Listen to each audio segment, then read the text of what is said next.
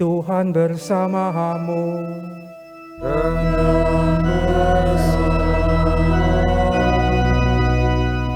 Inilah Injil Yesus Kristus menurut Yohanes.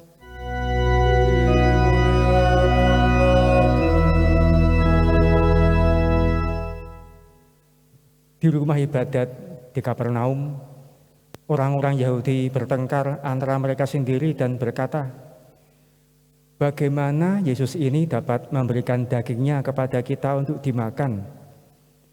Maka kata Yesus kepada mereka, Aku berkata kepadamu, sesungguhnya jikalau kamu tidak makan daging anak manusia dan minum darahnya, kamu tidak mempunyai hidup di dalam dirimu. Barang siapa makan dagingku dan minum darahku, ia mempunyai hidup yang kekal, dan aku akan membangkitkan dia pada akhir zaman. Sebab dagingku adalah benar-benar makanan, dan darahku adalah benar-benar minuman. Barang siapa makan dagingku dan minum darahku, ia tinggal dalam aku dan aku di dalam dia. Sama seperti Bapa yang hidup mengutus aku, dan aku hidup oleh Bapa. Demikian juga barang siapa memakan aku akan hidup oleh aku.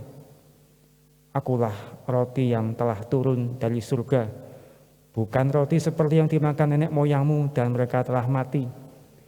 Barang siapa makan roti ini, ia akan hidup selama-lamanya.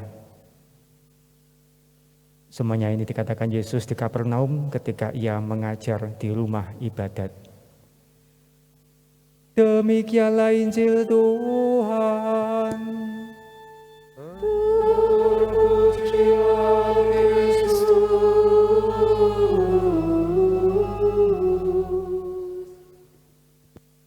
Saya ingin mengajak kita merenungkan kisah pertobatan Saulus yang kemudian kita kenal sebagai Paulus yang tadi dibacakan di bacaan pertama.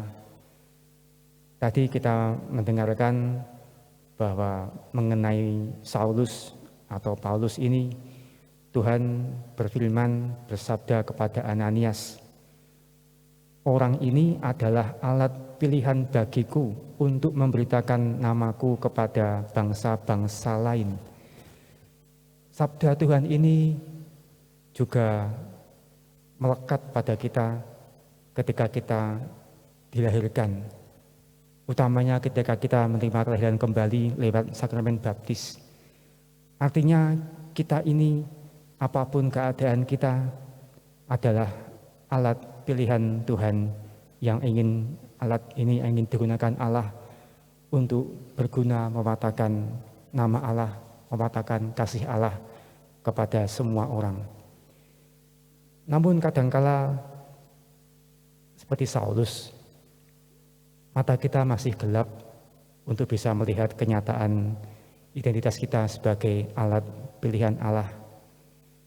Kita mohon kepada Allah supaya terbukalah mata kita, terbukalah hati kita kepada sapaan Tuhan yang ingin menjadikan kita sungguh-sungguh alat yang baik. Dan kita pun mohon supaya kita semakin menjadi alat yang baik dan siap digunakan oleh Allah kapanpun, digunakan untuk memberitakan nama Allah lewat berbagai macam talenta, kemampuan, profesi, apapun itu yang kita alami dan melekat di kehidupan kita sehari-hari. Itulah yang kita gunakan sebagai alat kita pula untuk mewartakan nama Allah, mewartakan kasih Allah dalam pengalaman keseharian kita. Kita mohon rahmat itu.